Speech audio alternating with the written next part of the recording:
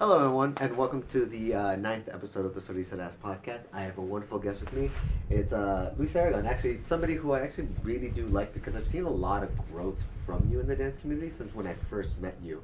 But before I get ahead of myself, do you want to give a brief introduction of who you are and what you do for our dance community? He was talking about growth horizontally.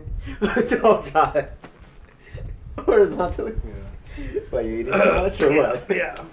But yeah, my name is Luis Aragon. I run Cielo Dance events. I do a Tuesday at Legacy and dancing on the streets every first Saturday of the month.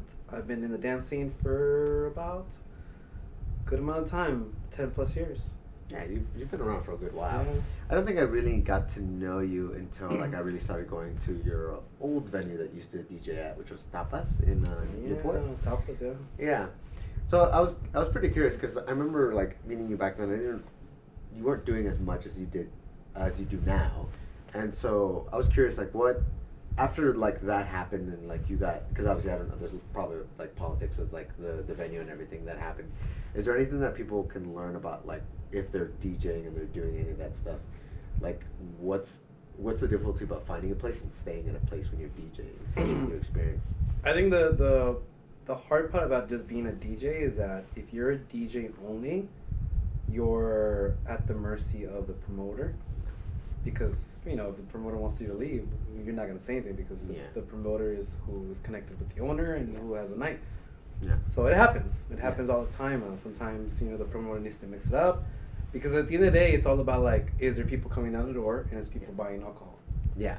That's the as long as they're getting enough business, it makes it important. Like, why would they have you? Exactly. So it's yeah, and I'm really happy to see, especially because you know back then you only did like obviously just the one place, but after you got from there, then you started doing your Cielo event like every once in a while, your Wednesday Cielo events, and then from there you just branched off and like now you know even though you have your weekly things and your monthly dancing on the streets like. You started going and like being invited to doing a lot of more DJing events. Like, what brought that more about, or how did you get more attention doing all that? I think it's just honestly, people are gonna hire you or gonna like want to work with you if you're being successful. It's just kind of like you know, like you're not gonna hire someone that no one really knows and. Yeah. So at the end of the day, everyone's trying to make a living off of this stuff, and Yeah. and it's nice.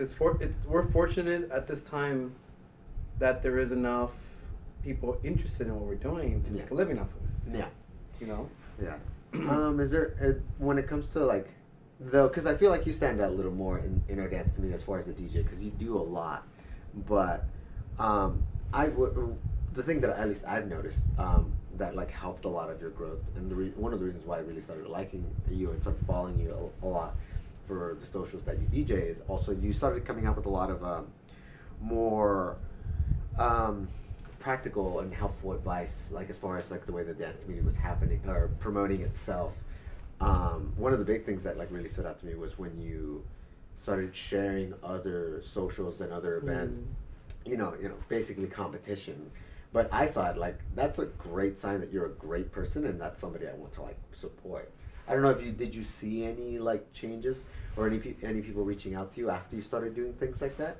Yeah, I think a lot of people were actually kind of surprised, but at the end of the day, if the awareness is out there about dance, because the biggest thing that actually draws people to go and learn something is that it's somewhere nearby. Yeah. You know, if I can drive 5 minutes away to somewhere, I'll be like, oh, okay, I'll go take a lesson. You know, I'll take a salsa class. Oh, I'll go learn.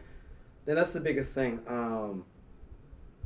Just information out there because, I mean, if I share an event at Riverside or even someone in Costa Mesa, at the end of the day, you know, if they enjoy the event, they're gonna go. Like.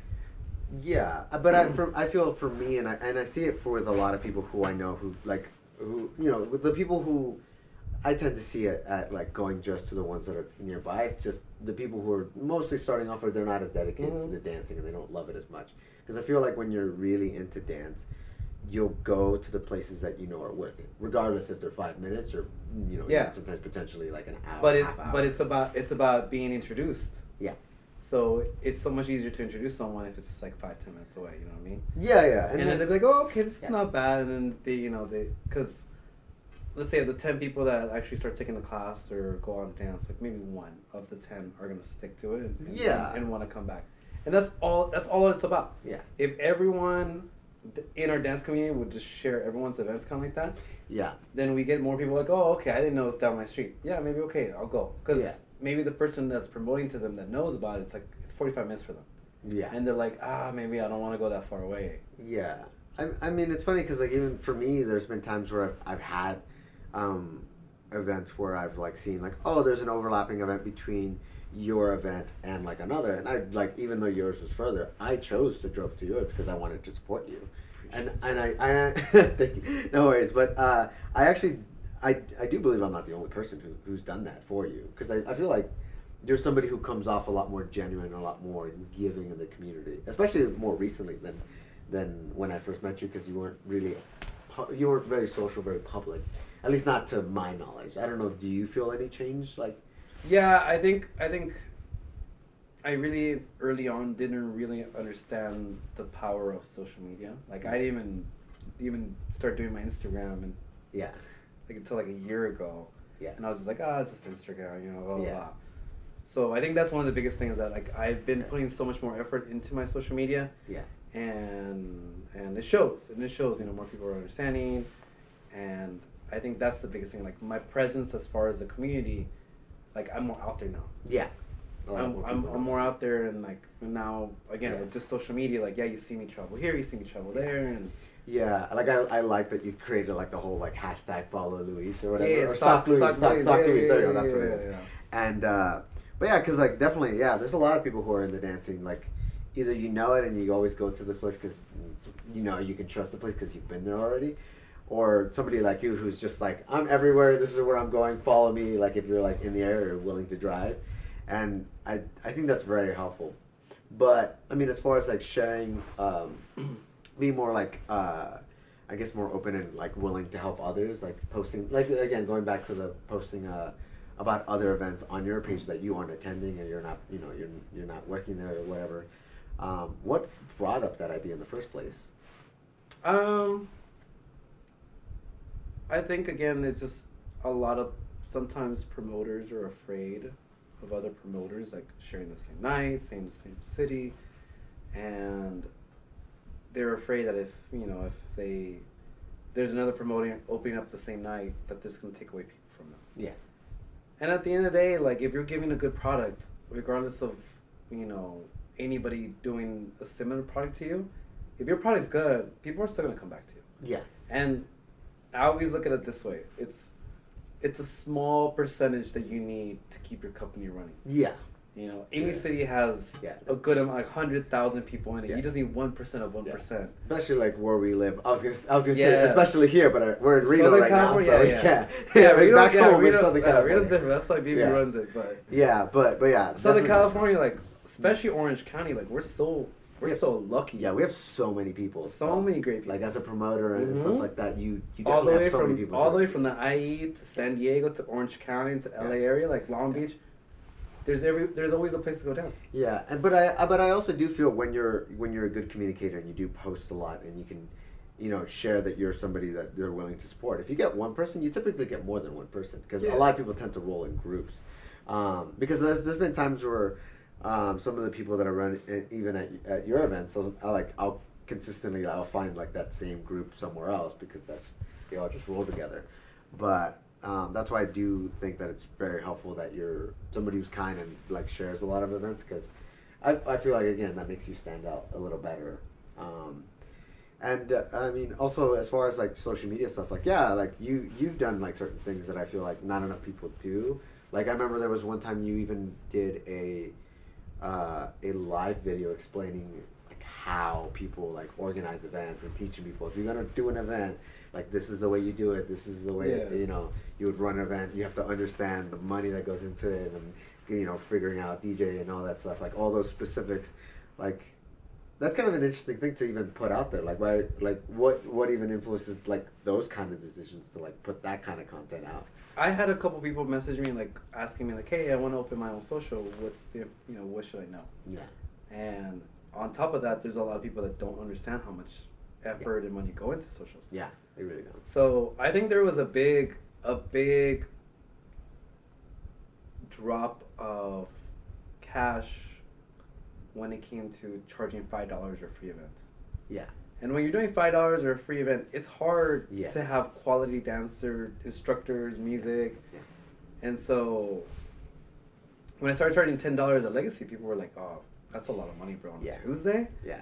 I'm like, "We're giving classes, we're Yeah. doing a whole night thing. Yeah. Like, it's not a lot of money to think about in that spectrum." Yeah, no, a lot of us here. Well, again, I gotta stop saying here. We're in Reno. A lot of people back home in SoCal, they're very, I don't know, like I don't know how I would say entitled. They got very comfortable with paying $5 Well, for again, everything. that became because it becomes so saturated. Yeah, There was true. this. I mean, again, you can go anywhere and find Yeah, that's true. any night Fall and in dancing, any- yeah, $5, any whatever day like that, of you the know. week, any city. And yeah, there's people that do these events that don't care about the money because they already have like a daytime job. Yeah, And so they do this as a hobby and they do it more as of, I just want to feel more popular. yeah, Let me open my own event as opposed to like, I see a need, Yeah. let me fulfill this need. And, I'm thankful to have the different views as a consumer, Mm. as a teacher, as a DJ, and as a promoter. yeah. So that helps to like bring the night a little bit better into what I feel like is worth $10. Yeah, yeah, you provide a lot, and I feel like when a social can do that, it's definitely worth. Especially because again, like everything gets more expensive over time. Like, Yeah. like I don't know how much it costs for you to rent or like Yeah, have that. but that's the space. crazy part. Like, as far as I can remember, socials have been $10. Yeah. Back in the day, this is Yeah. like 15 years Yeah. ago. Yeah, You would pay $10. Yeah. And if there was a band on a Saturday or Sunday, you pay like $25. 25, yeah. and now you try to charge $25 on a Friday or Saturday, and people are like, free. people are like, I don't know, man. I don't even know the band. Like, but back then that was just the norm. Yeah, And then again, it just became super saturated, and they would rather choose a $5 one. yeah. Do you find that problematic? Like, is that something you'd like want more people to like understand and like really like be and comfortable with that's why $10? that's why I did the video. Yeah, Because I'm like, okay, we got to pay for security, we got to pay for our teachers, and even breaking down like Legacy, just to open Legacy, I'm paying $500 just to open it right off the bat. yeah, Like whether it's a great night or a bad night, like that's That's the minimum. minimum I'm putting in. And if you think about it like a Unified on Tip, yeah, when he raised it to $15, Yeah. people were like, free. Damn. Yeah, but he's bringing in outside talent, sometimes Yeah. from Europe. yeah. And I don't even know like that. I don't even want to know like because Yeah. it's like a and whole the, day thing. and the studio alone to rent it for that many hours. 3 rooms. Yeah, too. for 3 rooms, it there's Must plenty cost, there's yeah. plenty of times that he's walked away owing money. Yeah, And I know he doesn't say that out loud, Yeah. but I know for a fact that he's walked away losing money. And yeah, there's been good nights where he's made money, but yeah, people just need to understand that, and that's the problem. I don't think there's been enough communication about that. yeah, People don't. I did that video, Yeah. and I had like 20 people tell me like, I had no idea you had to pay for this. yeah. Like, You know? do you like is that something that you think that more people like just need to like needs to be put up more out there? Just like more people have to understand to respect the place that they're in because they don't. I mean, obviously they just get to enjoy and have fun. Yeah. Like they don't like. Have you ever had anybody at an event ever like come up to you like, or even maybe afterwards they're like, oh, they're thinking like, oh, you're charging way too much, like definitely not worth it. Not And that, but I've explain had it? plenty of people come up to me and be like, hey, can I get on a guest list next time? Ooh, that. Oh, I forgot And that's about the that. hardest thing, and that's honestly the hardest thing as a promoter to be saying, look, I would love to let you in for free, but these are my expenses, and for me to be doing this, like, for me to enjoy this, to do this, like, I need to make a living too. Yeah. Because this is all I'm doing. Yeah. I do this, and I'm not obviously fucking super rich, Yeah. but I know I have a place to live and a place to eat, Yes. and that's enough for me. and people don't realize that because they're just thinking, oh, other promoters do it. People Yeah. have free guest lists. Yeah. Text me your number and you get on the guest list. Yeah. But again, these people are people that have daytime jobs or have a career already. Yeah, they're just and they're doing this just, and there's nothing wrong with that because they're fulfilling, you know. Yeah, it's like that's what they want to get out Yeah, of it. That's fair. Exactly. They can afford it. Exactly. They can afford not making any money that night, but they're enjoying it. Yeah. They're enjoying it and they're providing a good service. Yeah. But for me, like, I do this as a living. Yeah, and it's not. Yeah, and it's like just it's a respectful thing. You gotta have to understand like this is my job. Yeah. Like it. That sucks. Like yeah. Like would you be comfortable if somebody came up to you and was like, hey, can I like take a little bit of your paycheck away Yeah. today? Like, And it's funny because you'll do that to your friends. yeah. You know. Yeah, and that's the one that You'll like, do it to your friends, but you won't do it for a stranger. Yeah. You'll be like, hey, bro, can you hook me up? And you're like, this is my job. Like, Yeah. if anything, you should be wanting to support your friends. Yeah, that's the one that bothers me. Like whenever I have friends or when I know people are friends with like the promoter and they do that, I'm just like, do you not actually care about your friend? Like, you should, if anything, like you should never want to like Yeah. get it for free. You should be wanting to. And I even told people that have gone like, dude, like have told me like I'm just broke. Yeah. And I'm like, you know what? I appreciate your honesty. You're broke, but let's do this. If you really want to go, then you know you have social media.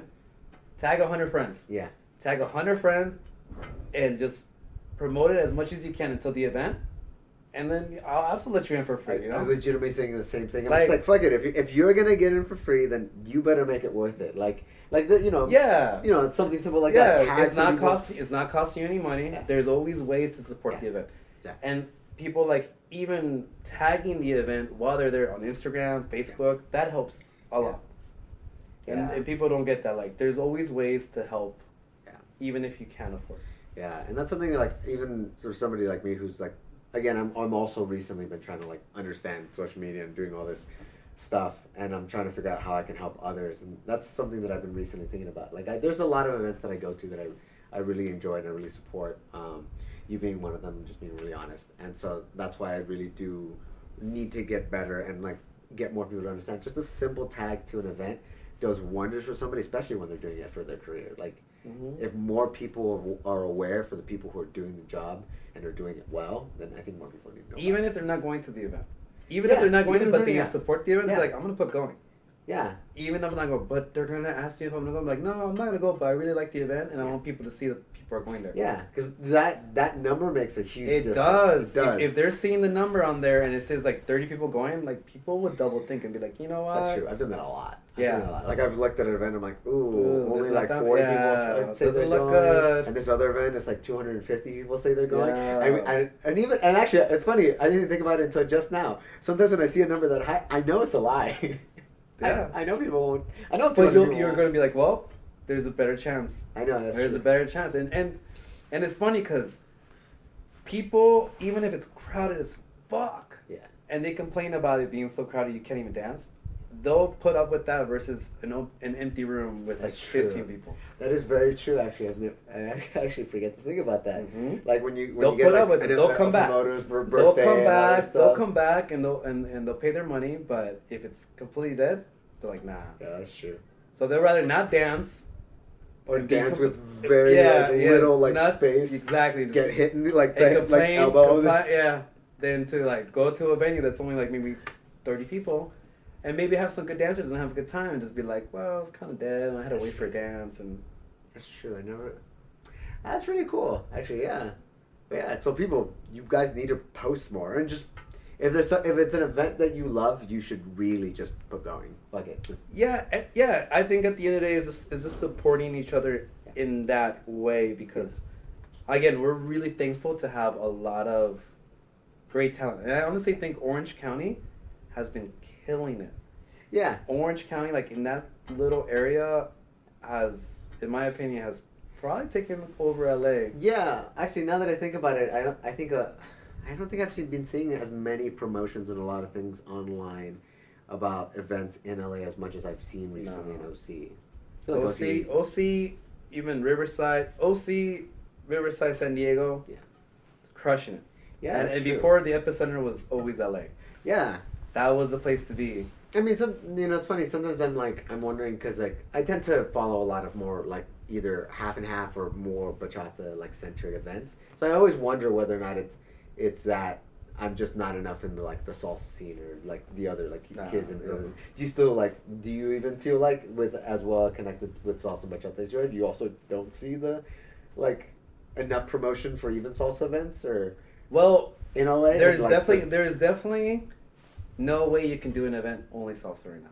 yeah, that's true. Bachata's really taken over. Right Yeah, now. you Yeah. really need to complement it with bachata. Like Yeah. if you're gonna, people will accept salsa bachata. Yeah. Very, very few people will ever go to an event for price. If it's free, and if it's free, people will go for a salsa event. You know, it's usually an older crowd. Yeah. It really is an older crowd. Yeah. But if you want to bring in the younger crowd, then yeah, you definitely need to add the. And people don't realize that the people that complain about bachata is usually older people, and it's usually people that don't understand the history of our salsa. Because if you look at any record, you pick out any record, Fanya, any like, you know, fucking like the dopest salsa you can ever think of. Yeah. They all have bolero, on every vinyl. They understood that people don't want to dance salsa all the time. You have to complement it with something that's softer. Yeah, that's true. And you would go to any club back in the day, any mambo club, live band, big band, they would play something soft for you. Yeah. And that's why bachata, and this is what merengue was to salsa before. Yeah. Merengue was like, okay, let's just have a little fun here and there, get a little closer. And that's why bachata for me has complemented salsa so well. Yeah. Because you get that, you know, the closeness to it and Yeah. that slowness to it. Yeah, and it's not so serious, it's not so heavy, and it's not as taxing on you. Like, when you're dancing it. Exactly. Yeah. Yeah. Nobody wants to go to an all salsa night now. Yeah, a lot of people just complain. They're 2 songs in and they need a new shirt or whatever. Yeah. But would you love that? Like, if more is it more when it comes to that? Like, do you think is it the way DJs at those like salsa events, like the music choice that they play, and they're just not playing enough music that really pays attention to pace the way the dancing's happening? I think it's definitely DJs understanding the fluidity of a night. Yeah. And also just being educated into, you know, the dancers that are dancing in front of you.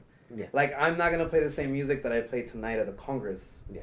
Versus if I'm playing somewhere on like on my Tuesdays, Yeah. versus if I'm playing at another city, or versus if I'm playing at a little social, or it's about reading the crowd at the end of the day. And DJs for the most part tend to play the same sets regardless of what environment they are. That is true. I have noticed that with certain, like, well, at least the ones that I paid attention to, and it's not just salsa. Like, I don't want to. Salsa, bachata does it the same thing. Because again, a lot of us, even me, started DJing when we're older. Like, people have to understand that like salsa bachata is still just at their teens right now. Yeah. Like, we're barely getting to the age where you see these performers and they're growing up doing it. Yeah. Like, they're at the level of like athletes. Yeah. Now. Yeah, that's true. As opposed to like, you know, 5-7 years ago, like you would see them and you could tell that they started later in life. They weren't even dancers and they just started doing it. Yeah. But they're good. Yeah, they're good. They're good. They had flavor and stuff like that. But now you see these kids and they're fucking killing it. Dude, when you see like this like 16-year-old on stage who's been dancing for like 10 years and you're just like, my God. Crushing it. And I feel like that's the same concept for these DJs, promoters, anything like that. Like, all of us started later. Yeah. All of us. Vince, me, you know, Maimbe, we all started later. Like, we might have been like music lovers, but we all started later. Yeah, so imagine, imagine like, you know, someone that we create when they're like 5 or 10, like enjoying this type of music and starting to DJ at an early age. Yeah. It's only gonna progressively get better. And yeah, that's why a night can die because of a bad DJ. Like, too much fast music doesn't mix it up. And then that's hard, especially because, like, you know, depending on the crowd, like when you get a crowd that's been dancing longer, they you know they'll understand to play with the music a lot better. Versus like when you have a crowd that's a lot younger, they'll just, you know, they'll do their best they can trying to just do the moves that they learned. And so understanding that dynamic and learning to play to them, depending on like what the majority is. And even your positioning, like Yeah. like for example, tonight at Reno, I'm opening the set. Yeah. You know, so I'm gonna get more people that are just learning how to dance. Yeah. So I need to play more radio type of musics because all the dancers are just performing. Yeah. They're going back to their room to go get a drink, get ready, Yeah. whatever like that. Yeah. So I'm gonna get more people that are a little bit older, that are here for friends, and I gotta make sure that the hype is there. Yeah. So you have to understand, like, okay, I'm the opening DJ. Yeah. And then whoever's next, they're you know, at a certain time, and whoever's the closer DJ understand that there's been people dancing for 3 hours. Yeah. So you can't be going hard the whole time. Yeah. Like, yeah, that is true. That's exactly what I was thinking. Like, both at the beginning and at the end. You can't play these, like, fucking, like, really fast tempo Yeah. songs. You like, can- they just don't have the you could energy, throw or it they're in not there. limber enough. You could throw one in there, but you have to find that balance of Yeah. like, you know, where are people coming down from? Yeah. You know, and that's why like the best hour for most DJs is like around 1-2 o'clock. Yeah. Everyone's done shows, everyone's had a drink, everyone's coming down. Yeah. Maybe And- I've already started dancing a little bit, so they, like, Yeah. loosen up a little bit. Exactly. So Mm. you have to understand your positioning as far as a DJ, you know, and you should be comfortable either opening, closing, or being the headliner. I'm curious, like, is there anything that would, when you're DJing, that anybody who's there dancing at like an event that you're DJing, that they can come up to you and tell you that like would give you more perspective, or like let you understand what's happening, like, you know, how they're feeling about the dancing that's going on? Yeah, that yeah, night, yeah. I or- mean, I think the biggest thing is requests. When you have a lot of requests, Yeah. like a lot of requests by different people, you're not hitting the mark right now. Ooh. Actually, I didn't think about that. If you have requests by the same person, Yeah. then you're fine. Like let's Yeah, just say yeah. that person just They're asking way too yeah. One, I'm fine. Yeah. Ask me for a Yeah. song, and my pet peeve is people coming up and just looking at your laptop, not saying hi, and they're like, in their mind, like, I love this song that you just played. I just need to see the title. Yeah. And they come up to your laptop, no word, and I'm just like, I will literally grab their shoulders, pull them back, and be like, let's try this civilly. Yeah. And I'll be like, hi, my name is Luis. You're going to say your name. And after you say your name, you're going to say, like, I'm loving the music. Can I know that last song? Yeah. And then once you do that, I'm going to go ahead and give you the song. Yeah. You know, it's funny. Actually, that also brought up an interesting memory that I don't know if you've ever done, because it doesn't seem like it with that answer. But I remember I've gone up to some DJs before who refused to tell me what songs they were playing. I don't know how you feel about that. I think that's just dumb. Yeah. I mean, if it's one or two songs, that's fine. If it's more than 3 or 4 or 5, then yeah, I can see how the DJ could kind of get annoying. Yeah. Yeah, but if like it's just I would- one song, that's two excessive. songs, you're like, oh, I really like this song. Like, Yeah. you know, I have no problem. Yeah. And if you want to butter up a DJ, the easiest way is just to bring him a shot. If it's a club. Do him a favor. If it's a club, Do him a favor. like if you need more than one song, the second time you come out, be like, yo, here's a tequila shot or a vodka shot, whatever it is. Be like, I love your music. Come back. Can I- Leave. Come back in Can 5 I know that minutes. last song one more time? Like, can I know that last song with the drink? But you know, DJ, there's no DJ that's gonna say no to you. It really is like one drink will butter up any DJ. Oh goodness, that's funny. Yeah. I mean, as long as I have a DJ drinks. I mean, Eh, of a lot of the people. of the DJs that don't drink, they're probably just really nice. Oh yeah, I guess that's true. The ones that were probably mean to you, a drink would have buttered them up. Like, but yeah, DJs saying no, and that's funny because that's the reason why I started DJing. Mm-hmm. I hired a DJ, and I asked them to play a song, and they said no. I'm like, I don't play that. And I'm like, but you're at my event. I'm paying you. Can you? I asked them for a Mark Anthony song. Any Yeah. Mark Anthony. Play whatever Mark Anthony you want. He's like, no, I'll play Mark Anthony. And I'm like, come on, bro. Like, just one Mark Anthony. Any Mark Anthony. Yeah. And he's like, nah, I don't even own any Mark Anthony. I'm like, I don't get you. Like, how can you be a DJ for salsa Yeah. and not have Mark Anthony and want to play it? Yeah. Do you think you see that like a lot, or maybe not that often in our dance scene, like about like people feeling very entitled to their style and like they don't want to play something. 'Cause it's, like, beneath There's them? definitely DJs that are just really good at one thing. Yeah. And to be an overall DJ, unless you played at a club or even a wedding, Yeah. then I wouldn't really tell you you're just an overall DJ. Like you're a salsa DJ. Yeah. You're a bachata DJ. But if you're in a DJ, you should be able to hit whatever. Like if Yeah. the people want disco, then you play disco. If you want hip hop, you play hip hop. Like a versatile DJ is gonna be versatile. You know what I mean? That's a good DJ, a versatile. Yeah, That's a good versatile DJ, and that's what you want. Like this, Yeah. like you could say, the difference between I'm a dancer, versus I'm a salsa dancer. Yeah. You know, a dancer's gonna give you ballet, gonna give you Yeah. modern, whatever you throw at them, they're gonna be able to do. Yeah. A salsa dancer is just gonna be able to give you the Suzy Q. Yeah. And the shimmies. Yeah. You know what I mean? The And- basics. Yeah, and that's what we had back in the day. Mhm. That was a salsa dancer, and they were really good at it. Okay. But now we're getting overall athletes as far as like, you want me to jump high, you want me to do a triple spin, you want me to do a pirouette, like I got you, like I will incorporate that. Okay.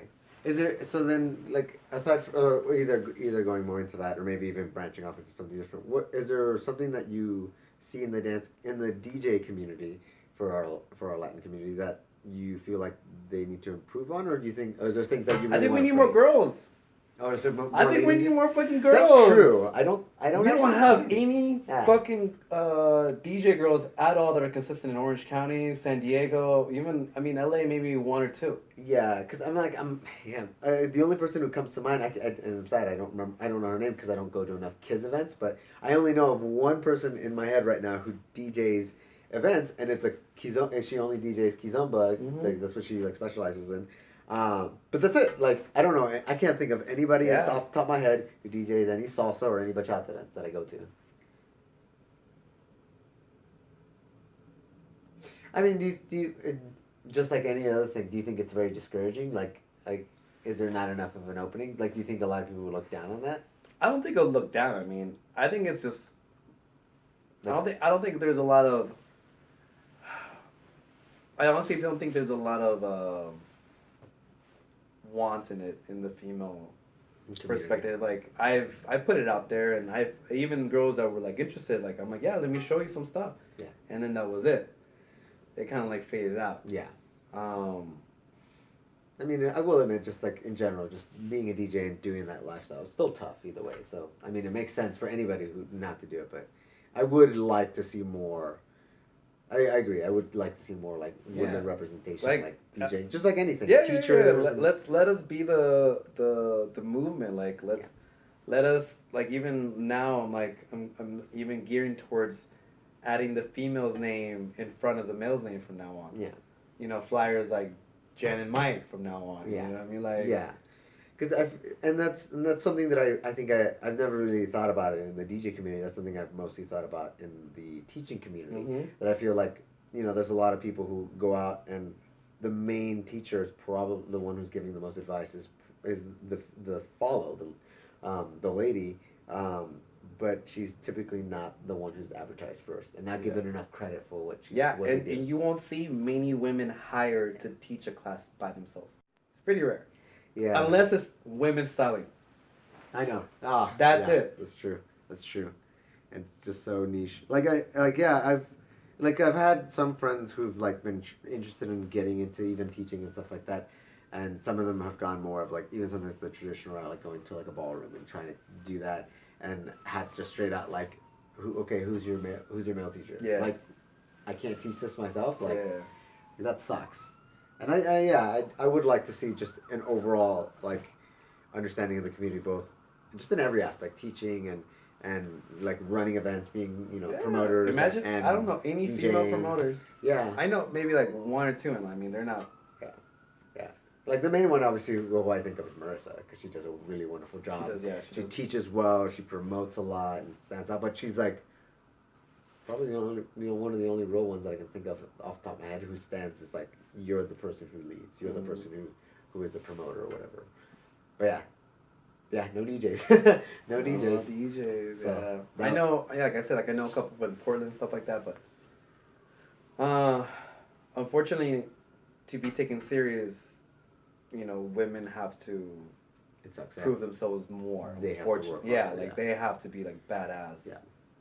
For people to take them serious, because that's just, Yeah. unfortunately just how everything's kind of set up right now. Yeah, and I do think that's really great that the few times you've had ladies come up to you and ask you and be curious about getting into DJing, that you were helpful and you tried to give them advice. Yeah. Try to encourage any them. girls Yeah. out there that want to be a DJ, make it happen. Yeah, and I'm 100%. Like if I finally get to see a female DJ, like I'm gonna promote the shit out of her. Like I totally want to. It's a win-win for me. Like, Yeah. like if I can teach someone, Yeah. and then she's really into it, she gets really good, it's only gonna help my career, Yeah. my events to Yeah. have her there. Yeah. So it's a win-win. Yeah. When it comes to the DJ scene now, and like, obviously that's like stuff that we would like to improve on. Is there anything that you would like to praise that like maybe DJs are doing, or is there anything that can come to your mind that you? I think most DJs are now finally embracing timba Oh, okay. for salsa. Oh yeah, I love that. Yeah, I love yeah. that. There was a very strong movement of just keeping it very mambo back in the day, like Yeah. in the last even 3 years. That was just A lot of people say if it's not mambo, then it's like it's not nah, real salsa. Yeah, and that was just due to our upbringing. A lot of we're the fruits of the Vasquez brothers in the sense that like there was fast music, it was like popping here and there, and timba was just not considered. Yeah, I mean it's like that whole team mentality. This is your team. Like you don't want a new team to like kind of take over. What you're comfortable and what you like having around. Yeah, and I think it's just people copying each other. Yeah, and I think people are just not willing to learn and be comfortable to learn a new style and get to try that. Because like a lot of people. I mean, nobody who started listening to salsa was like mambo is the only thing I like. No, that was a judgment you eventually created, and I feel like probably not even of your own like of your own want. It's just that community just says that's the thing. So you're like, okay, I believe it now, I believe it's my thing. It's a very niche. Like if you're sticking yourself to mambo, you're really excluding the rest of 80% of the rest of like Central America, like in the United States. Yeah. Okay. That's really interesting, and I have been noticing a little bit more. Yeah, I think a lot of more DJs are being more open to that. Willing to add more style. Versatile. Yes, and that shows growth. That shows growth. That's really good. That's really happy. But yeah, well, I want to wrap things up. Obviously, this is going to be more of a short interview. I definitely would love to talk to you more, but I know you have something to like. Well, obviously, you have to get ready for your set. DJ. So, obviously, as much as I would love to promote this out right now and tell people to go downstairs, this will be uploaded later. So, not really a point in doing it. But anytime you guys get a chance to go to Cielo and support this man, I definitely recommend it. He's a great guy. And before we wrap up, I think one thing I always like to ask my guests is, do you have a question that you would like the dance community, whether to reach out to you, reach out to me, or just have an internal thought? Like, what's a question you would like the dance community to think about and try to answer? Ooh, that's a heavy loaded question. It could be something super minor. It could be something more impactful. Again, it could be anything. It doesn't matter. Just any question that you would like to just throw out to anybody who's listening to this. I feel like it should be more meaningful. Some people have just said something simple like, "Oh, what can we do to like just have you come to my like social or my dance more or like take more classes and stuff." And that's a valuable question still. It's valid, but I feel like it's more about like the bigger picture. Yeah. If we're asking the whole community, we should ask like, what. I don't know what makes you guys happy.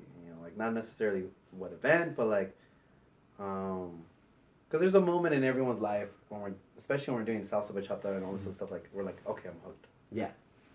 I need to come back. Yeah. So that'd be cool. Like a good question to everyone. Like what was their moment of happiness of like this knowing this is what I like. Okay, that's interesting. So yeah. So if you guys can reach out to any of us, then either one of us, that'd be really great. So especially because we were talking about social media, where can people reach you online or wherever, like you DJ and work? Cielo Dance events on Instagram, Facebook, and on website, cielo.dance. And that's it. Okay.